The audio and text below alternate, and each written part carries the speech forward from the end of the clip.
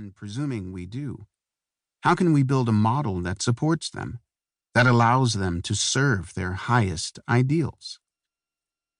What a strange thing, the bookshop. There are just so many books.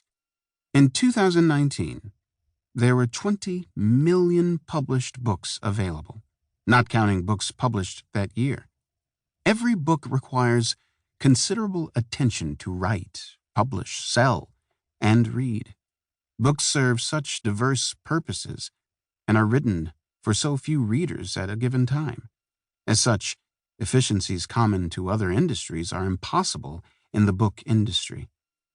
The remarkable and perhaps unique thing about the good bookstore is that it has never counted on the blockbuster, or what Shills describes as overstuffed political books and puffy and pallid biographies, to thrive, but on thousands and thousands of singular products, forgive me, booksellers, that must be patiently left on the shelves, rendering capital inert, as it were, until their destined reader discovers them.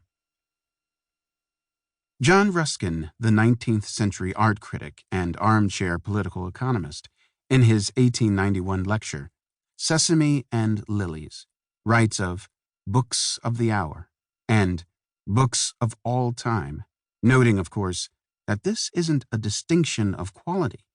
There are good and bad books of the hour, and good and bad books of all time, but of species. If the conventional wisdom is to be believed, there are books of the hour that one must read in order to participate in the cultural conversation, and books of all time that everyone is meant to have read. This is not the case, of course, and that is one of the great virtues of the book trade and the reading public. Surely there are books of either category that enough people have read that it seems like everyone is reading them, or has already read them. But we booksellers know that the conventional wisdom is false and has little bearing on the work of bookselling. The bookstore is a haven for the heterodox.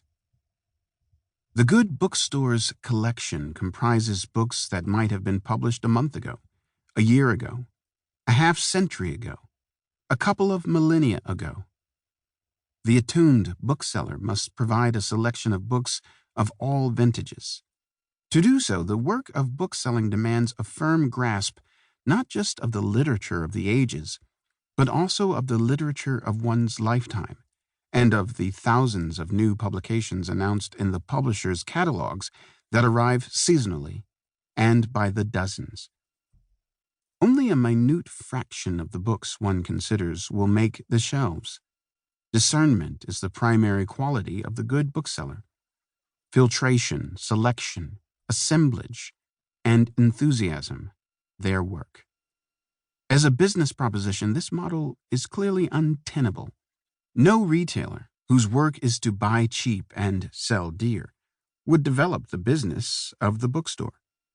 The newspaperman, H. L. Mencken, speaking to the same point in his 1930 essay, Lo, the Poor Bookseller, writes, "The marvel is, indeed, that the bookseller ever survives at all. It is as if a haberdasher, in addition to meeting all the hazards of the current fashion, had to keep in stock a specimen of every kind of shirt, collar, sock, necktie, and undershirt in favor since 1750. 90-odd years later, our conundrum hasn't changed, even if the books and authors have. Our customers might find our stock insufficient if we don't offer the latest Ta-Nehisi Coates or Elena Ferrante, while another, less contemporary reader might be disappointed by not finding 25-year-old volumes by Bell Hooks or Elizabeth Hardwick. And that same bookseller must know which Coates and which Ferrante, if any, to keep on the shelf, and which, if any, to let go a decade from now. On these points, the novelist and enthusiast, on behalf of bookstores, Christopher Morley, writing at the same time as Mencken, understood our challenge well.